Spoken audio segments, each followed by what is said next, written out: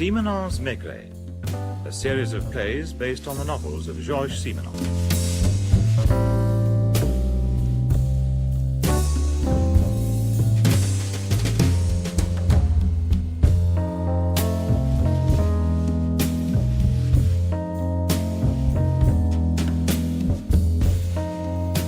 It's strange, isn't it, George, how little one troubles to find out about a town until one has to.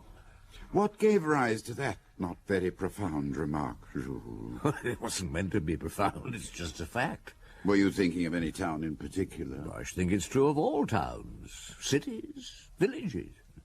No, I was thinking of Cannes, as a matter of fact. A beautiful place. I know it very well. You've spent holidays there? Yes, of course.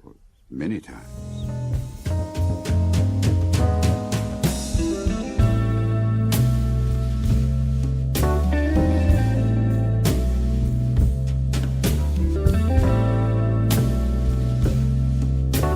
Maurice Denham as Jules Maigret and Michael Gough as Georges Simenon in Liberty Bar.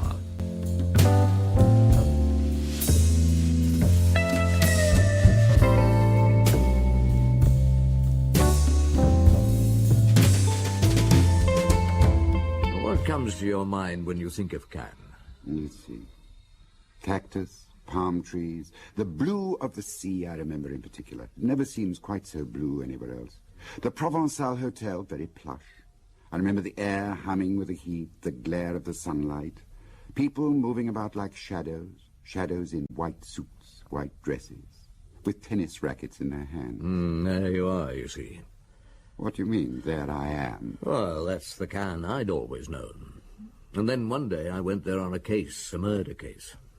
Tactful handling required, according to headquarters. Why? Well, fellow had been in the intelligence service during the war. William Brown was his name, Australian-born.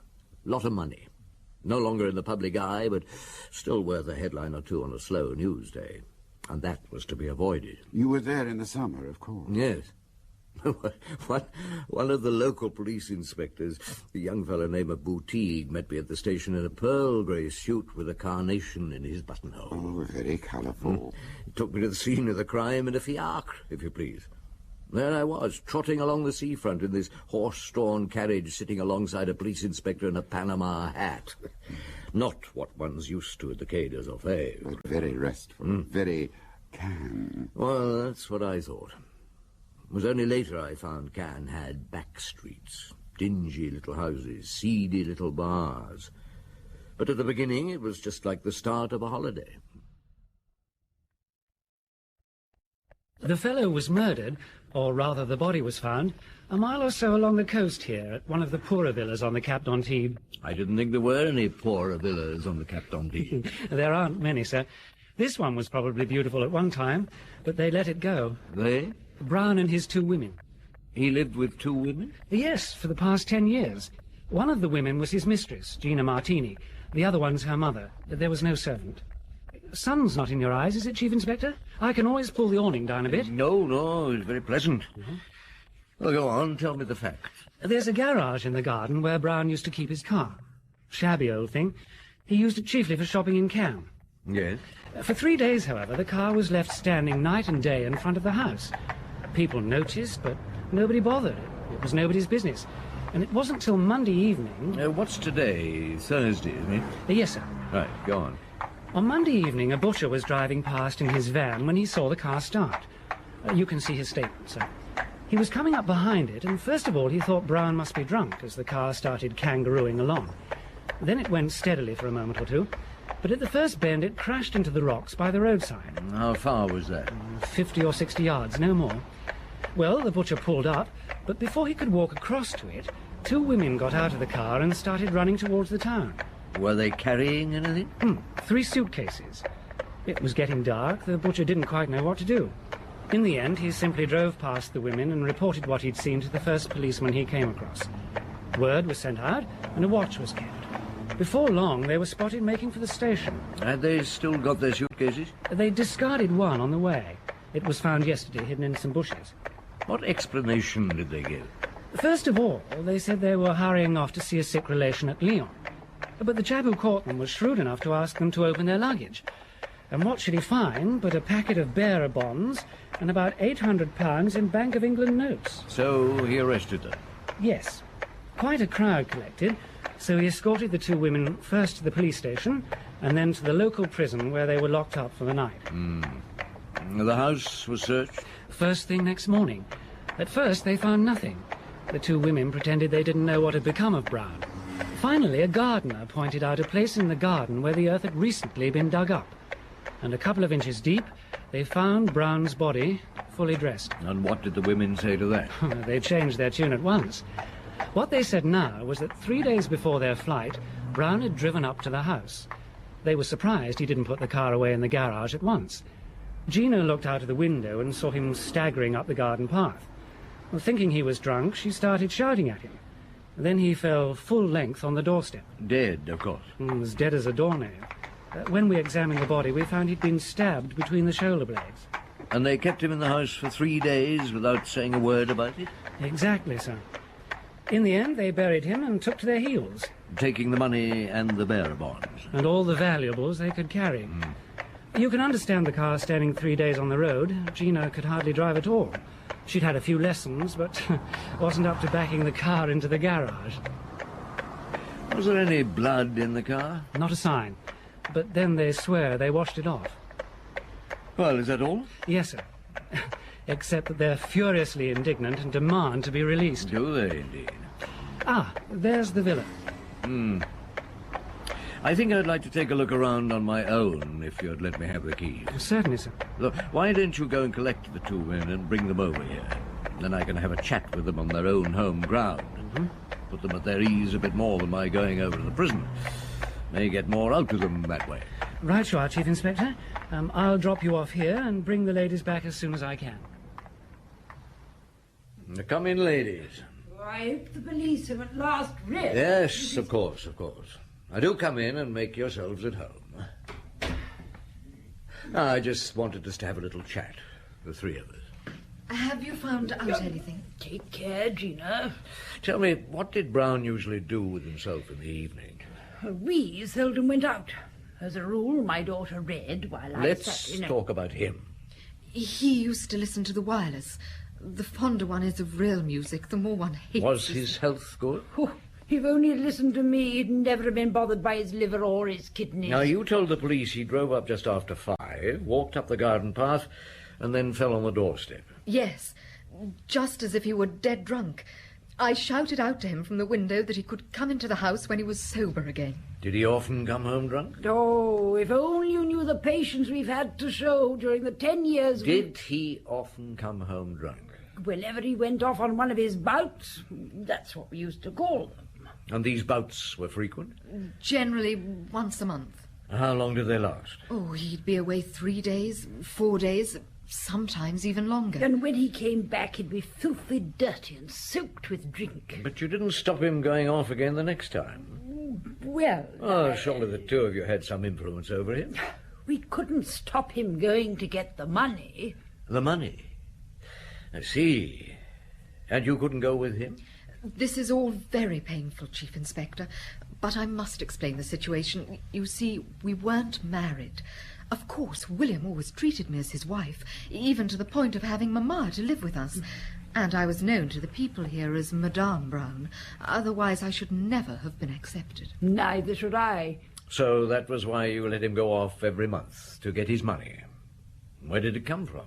He never told us. I tried to follow him, but he always shook me off. All I can tell you is that he used to leave the car in a garage in Cannes. So he might have gone on by train to Paris or anywhere else for that matter. Perhaps. Or he might have stayed all the time in Cannes. Though we never heard of anybody seeing him there. And it was after one of these bouts that he was killed. Yes, this last time he was away a whole week. Did you find the money on him? Yes, the same as usual, 2,000 francs. If you ask me, I think his income was much bigger than that. 4,000 a month, or even 5. Only he preferred to squander the rest of it by himself, leaving the merest pittance for us. Were there many rows? Oh, hardly ever. Though I must say William had a most aggravating habit of simply ignoring you when you spoke to him. And then somebody killed him. Could it have been as he came into the garden? But you say you found blood in the car. We've no reason not to tell the truth. And you didn't see anybody, so someone killed him elsewhere. Or rather wounded him, and instead of going to a doctor or to the police, he came up here. You carried the body indoors? We couldn't very well leave it outside. Why did you keep it dark? I'm sure you had good reasons. Yes, monsieur, very good reasons indeed, and I'd like you to know them. Well, in any case, you'll find out all about Brown sooner or later. He was already married long ago in Australia. He was Australian himself, you know, and his wife's still living. Well, for reasons best known to herself, she would never divorce him. If she'd heard of her husband's death, she could have seized everything, as she was legally his wife. Exactly. She'd have had the law on her side if she wanted to take the house and all that was in it and just put us out onto the street. So you hesitated. For 3 days you were turning it over in your mind while the body was lying here. No, only for 2 days. Then we buried him. And then you thought things over for another 24 hours and finally gathered up what you could and... But where were you making for? Anywhere. Brussels, perhaps, or London. Had you ever driven the car before? No, but I once had a few lessons, and I thought perhaps I might manage it. Did he have a coat of any sort with him? Yes. This old Macintosh. But he wasn't wearing it. It was in the car. There's some change in the pocket here. You'd better have it. Thank you. What are these? Well, I'm sure I don't know. Slot machine counters. 10 of them. I wonder where he got those. Madame Martini, do you have the address of that garage where Monsieur Brown used to leave his car? Well, he used to bring the car in one day and then fetch it again a few days later. Drunk? Yeah, that's how I knew him best. And you've no idea where he was? What, while the car was here? No, not the slightest. What did you make of him? I never gave him a thought. Do all the bars round here have slot machines? No, they're prohibited 2 months ago. Oh, the only place you'll still find them is in those little bars behind the repair yards. They don't bother there, and the police don't bother them. Well, thank you. Yeah, try the Liberty Bar. The Liberty Bar? Yeah, and give Fat Jar Jar a hug from me while you're at it. If you can get your arms round her, that is. Hello? Anybody there? We're through in the back room. What you waiting for? Oh, good afternoon, Sasha. You've taken long enough to get here. Sit down. You don't mind if Sylvie and I go on with our lunch? No, not at all. I've never seen you before. Where are you from? Nice? Antibes? Paris, police judiciaire. Oh, so it's true, is it? What? That William was some kind of important person. Who are you, Sylvie? Oh, that's William's goddaughter. Goddaughter? Oh, not in a religious way. He wasn't at her baptism. In fact, I'm not sure there was one. Was there, Sylvie? Certainly there was. William took to her. She used to tell him all her troubles, and he'd do his best to comfort her. Have you had your lunch? Oh, yes, If not, you've only to say so. We don't stand on ceremony here. How long have you had this bar? I dare say it's 15 years now. Do you have many customers? I don't want many. The ones who do come here are more friends than customers. Like William. They know I'm alone and I like a bit of company, and they drop in to split a bottle with me. Get a glass for the inspector, Sylvie. Oh, all right, Shasha. Don't take any notice. She adored him, so it's been a dreadful blow. She sleeps here? Sometimes not. What does she do? You mean you don't know? Well, I think so. But did William know? Everybody knows. How long have you known him? Seems like I've known him always. I remember him in the old days. Owned a yacht. Used to come down here all dressed up in a white cap with a pretty girl on each arm. When my husband died, I shut this place for a month. Then the next winter I spent 3 months in hospital with peritonitis, and when I come out I found someone had gone and opened another place bang opposite. Since then it's been quiet enough here, but now I don't bother. When did you meet William again? He turned up one day, out of the blue. We got tight and sat up telling stories half the night. In the end I put him to bed on the divan. He was too far gone to get home. Since then he's been coming to see me from time to time. How long did he stay? 3 or 4 days, mostly. How did you get to know her, Sylvie? Poor thing. She come in one night with a couple of fellas, commercial travellers, some such. They were drunk. She tried to get them to go back to some hotel with her, but you could tell she didn't know how. In the end, they got blind drunk and left without her. She started crying, so I took her in with me. Now she stays when she wants to. Quite a habit. Was she and William... Never. Oh, I'm sorry, I didn't know you were there. It's all right. Here you are. Oh, thank you. Now, what time did William leave here last Friday? Directly after lunch. We finished about 2, like today. Did he say where he was going? Never did. Were you here? No, I left about 5 minutes before. To go where? To work. Down to the harbour? There, or anywhere.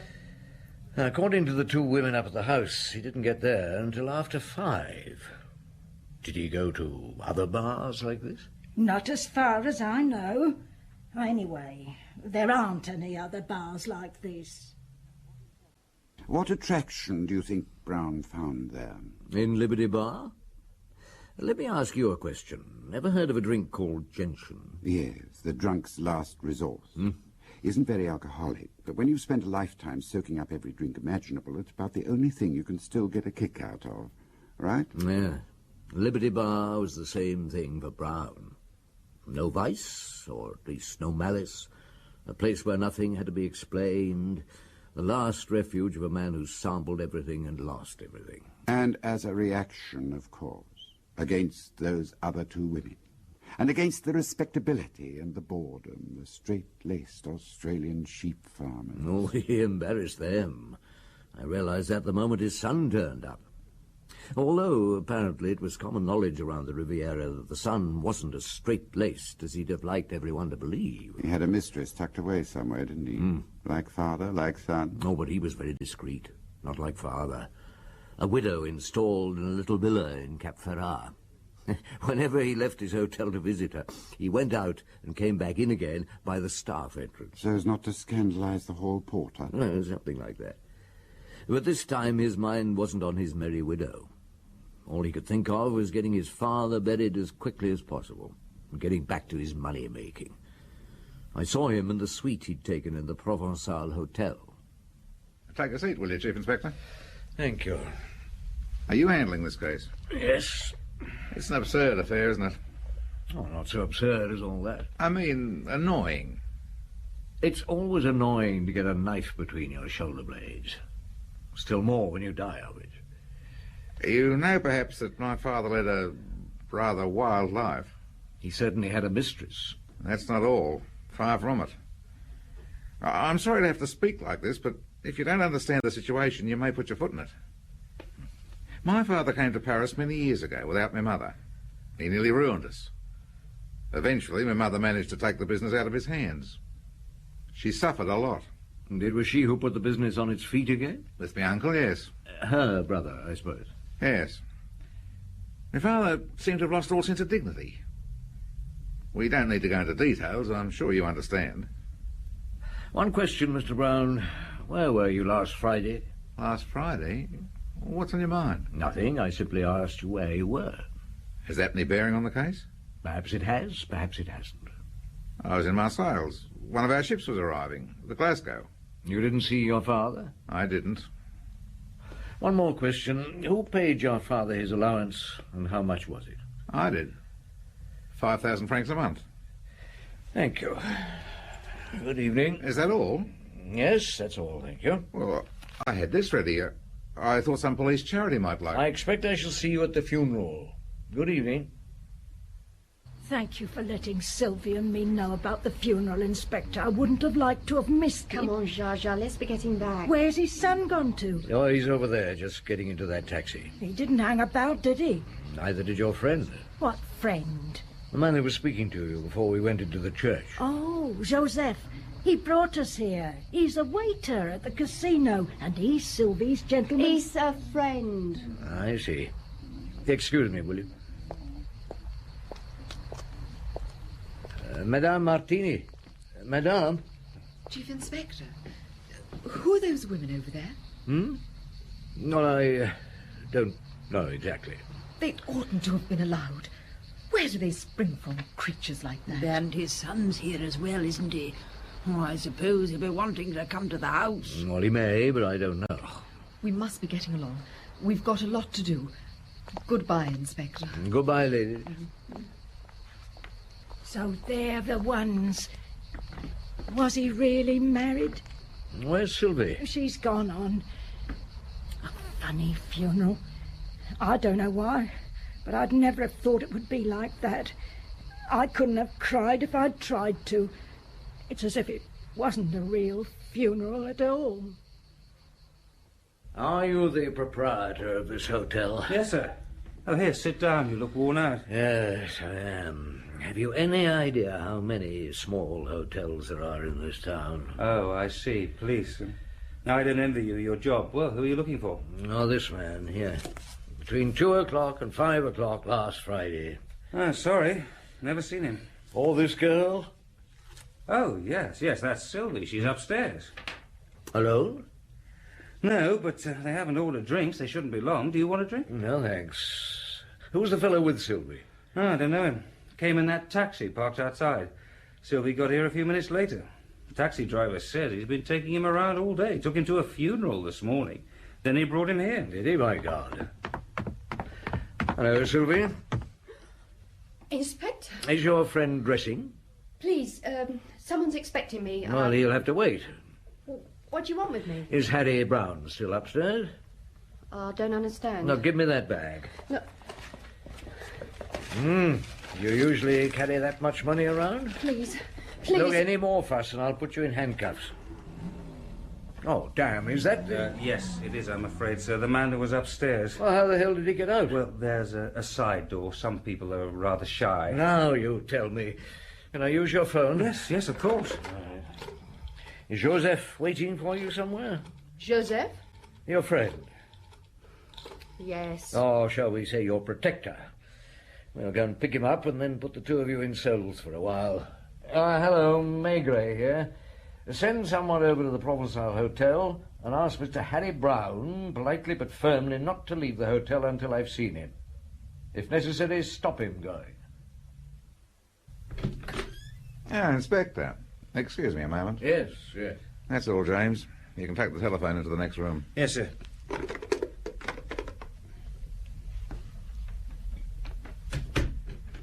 Read this, Inspector. That's what I paid Sylvie 20,000 francs for. Thank you.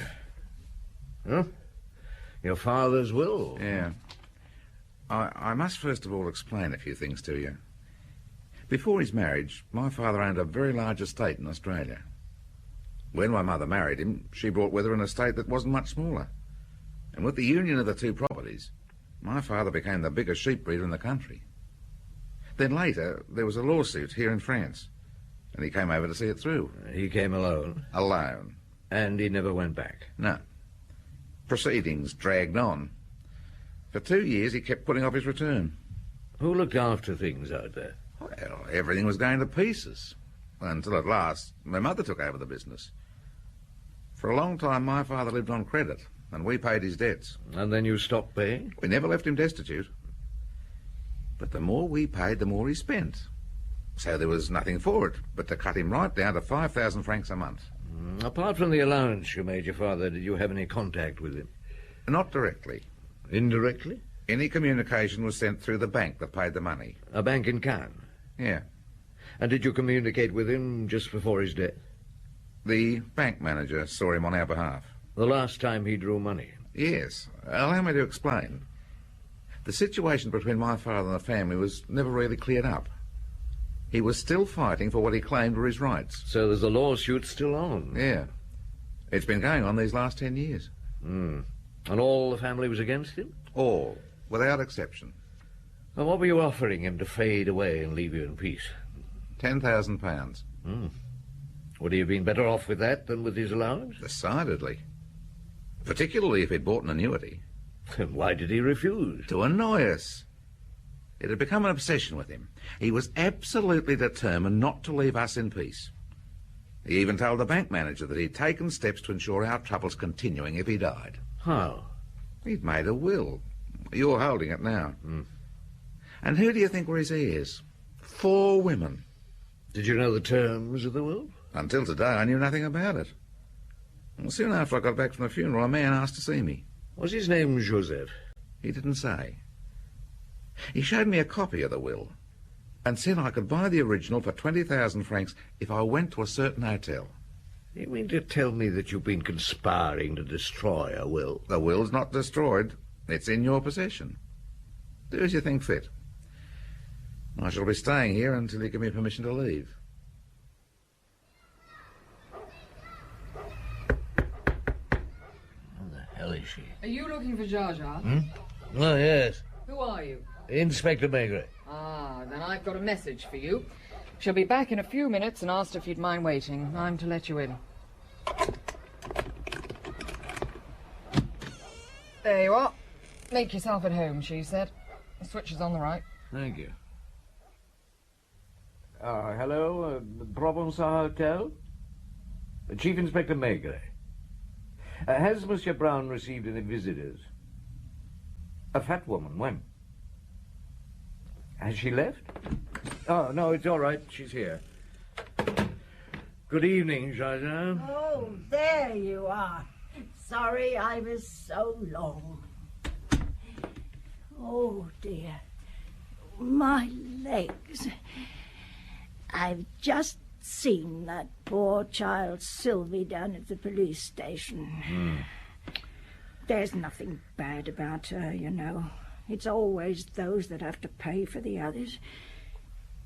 Did you get yourself a drink? Yes, thank you, I did. Give me one, there's a dear. Yeah. Bring it through into the bedroom. And the bottle. I must go and change these shoes. Oh, the place is in an awful state, but don't take any notice. No, I won't. Here's your drink. That's better. You know, it fairly turned me up to see Sylvie there. Did William sleep in here? It's the only room there is, apart from what you've seen through there. He slept where? On the divan? Sometimes I did. And Sylvie? Whenever she was here, William would have the divan and she'd share the bed with me. And what did she say to you when you saw her at the police station? She gave me 20,000 francs for safekeeping. I asked her where it came from. She said she didn't know, except that it was Joseph's doing. Has she been a long time with Joseph? They don't live together. She met him somewhere, not here. He said he could do her a good turn and put her in the way of business. And what was the business he sent you on this evening? To see William's son, Harry, at the Provençal. What were you to say to him? That he was to get Sylvie released. Otherwise... Well, otherwise what? Just otherwise. I realized then Joseph had been up to something. Well? Oh, give me time to think. With all this trouble, my head's spinning. Give me another drink. No, in a minute. Oh, let me have something to drink. I'll tell you everything. All right. There you are, then. Now, you saw Harry Brown? Yes. He said if I annoyed him again, he'd have me locked up too. But I'm not stupid. I knew that once he'd heard about the will... Wait a minute. You knew about the will? It was last month William spoke about it. We were here, all 4 of us. Not you and he, Sylvie and Joseph? Yes. We'd been having a few more than usual. It was William's birthday, and we got talking about all sorts of things. He even said something about Australia. Oh, what did he say? that he was tickled to death to think of what they'd say out there. Then he pulled the will out of his pocket and started reading it aloud. He said he'd had it all drawn up by a lawyer. A month ago, you say? Did Joseph know about Harry Brown then? Oh, you never can tell with him. Being a waiter, he picks up all sorts of things. And you think he might have told Harry? Supposing he did. Supposing Joseph had been and told him everything, and supposing Harry had said that he'd like to have that will, but what use would it be to him while William was alive? What do you mean? Well, he could easily go and make another, couldn't he? But once he was dead... What do you reckon William would have been doing between 2 o'clock and 5 that Friday afternoon? Sylvia had left just before him, hadn't she? Do you think they might have... Oh. Sylvia and William? That they might have done what? How should I know? Met somewhere, perhaps? After all, Sylvia's young and William... Oh, they might have met somewhere. Joseph would have been in hiding. At the right moment, he'd jump out and stab William in the back. What? Harry Brown suggests the crime. Sylvia decoys William to the spot. Joseph does the rest. And then Harry is told to bring the money to the hotel, and when Joseph gets arrested, he sends you off with a message for Harry to say he'll spill the beans if he's not set free. That's it. Yes, that's it.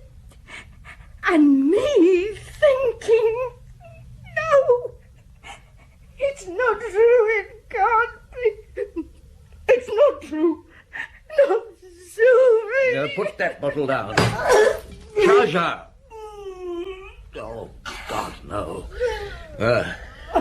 Something to tie it up. This will have to go. You stupid old woman. How did you have to do that? It's not too bad for the moment.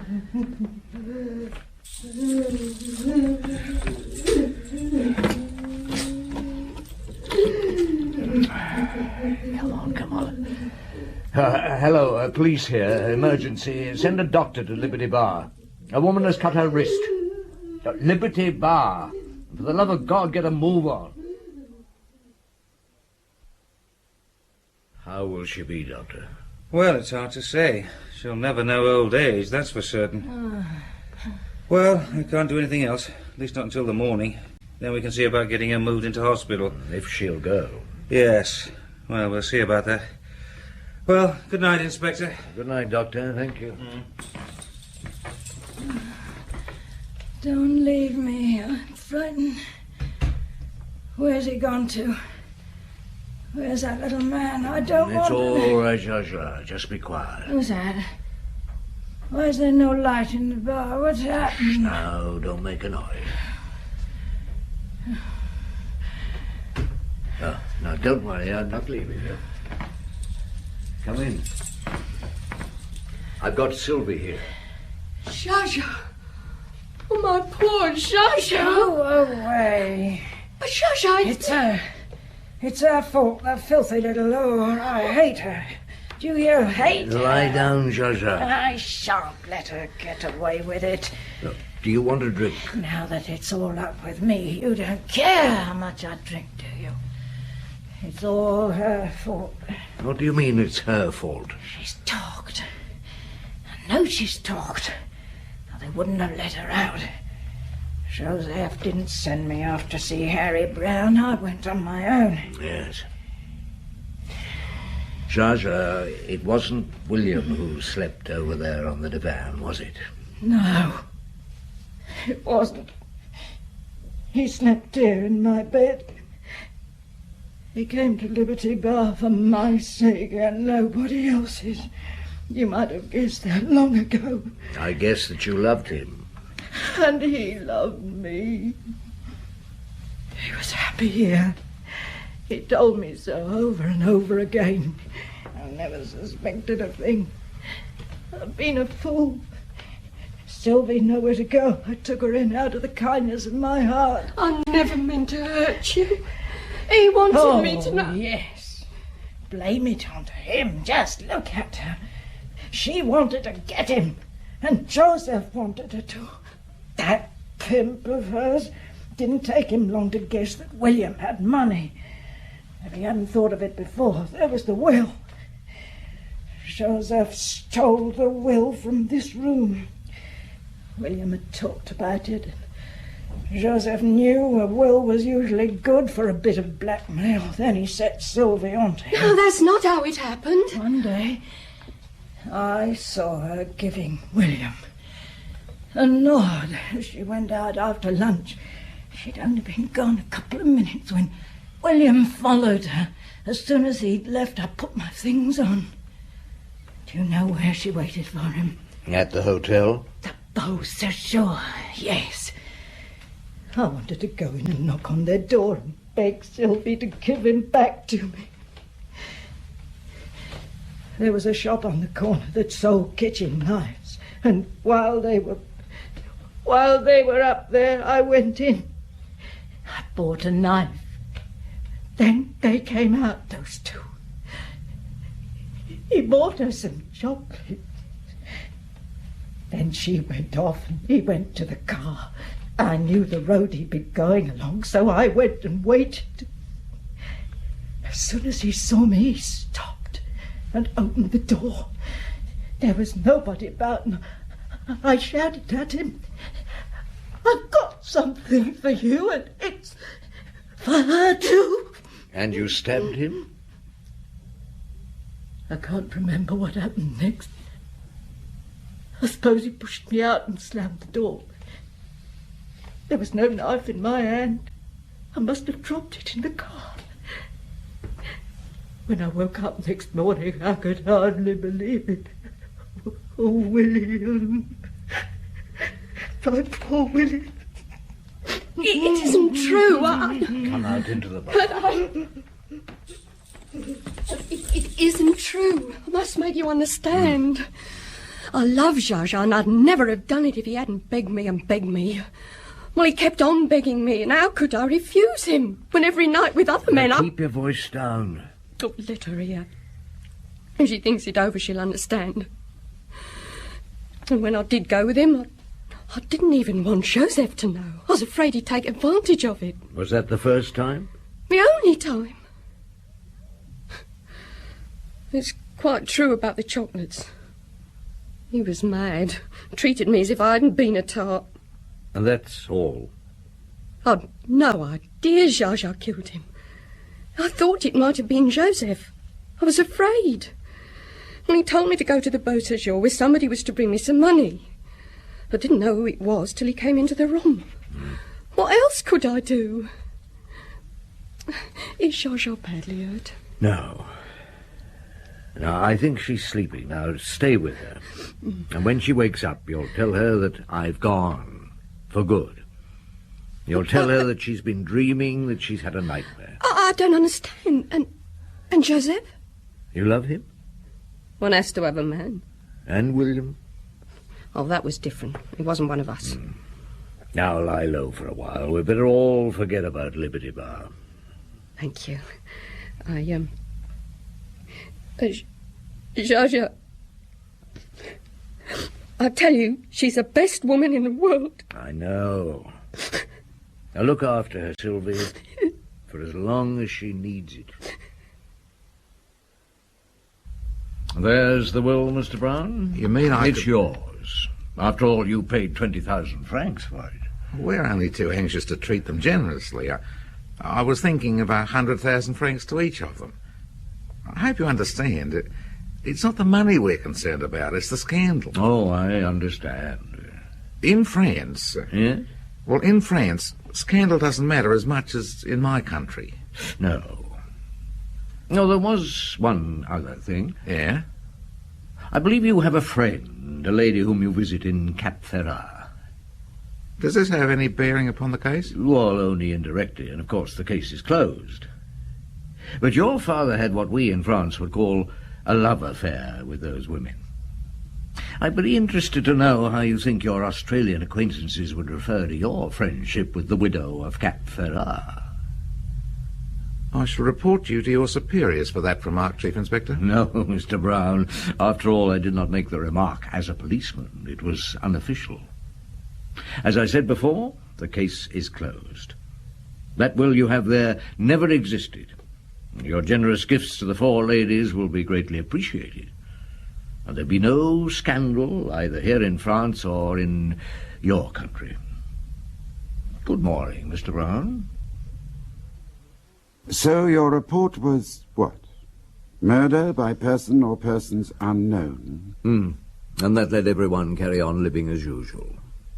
Or dying as usual. Zsa only had a few more months to live. Depending on how much she drank. Exactly. This wasn't only a love story, it was a drink story. They must have made a good pair, William and Zsa. Oh, yes. Both getting on a bit, both feeling a bit lost, then finding each other. Kindred spirits, able to keep in step with each other, glass for glass. She must be dead too by now. I wonder if the 100,000 francs arrived in time for her to enjoy any of it. Oh, I hope so. So do I. Anyway, it's over now. Whatever happened, it was a poor little love story with a rotten ending.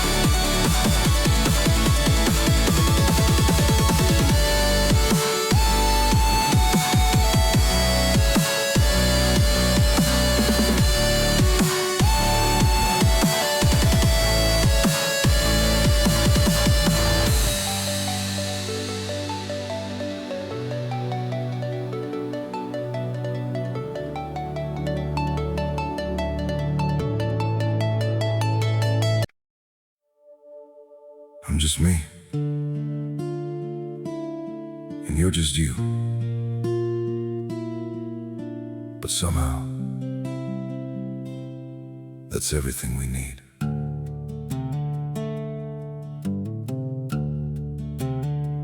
I don't have a perfect story, no shining crown to wear,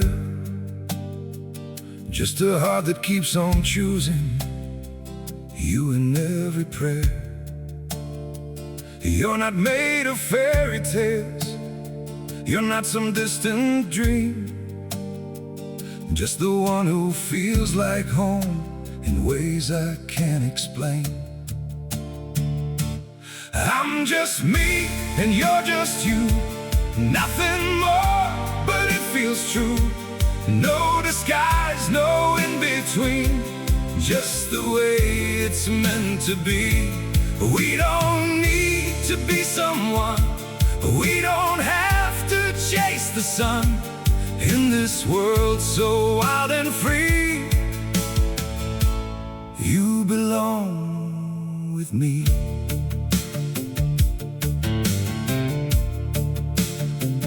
We're not written like a story people talk about for years, but in every quiet moment, you're the one I feel so near. I'm just me and you're just you, nothing more, but it feels true. No disguise, no in-between, just the way it's meant to be. We don't need to be someone, we don't have to chase the sun.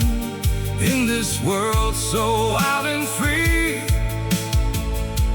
you belong with me. Maybe we're not perfect, maybe we don't shine, but if you stay beside me, then everything is right. I'm just me and you're just you, still somehow we make it through every road and every sea. Lead you back to me. We don't need the stars above, we already have enough. Simple hearts, one destiny. You're the one for me.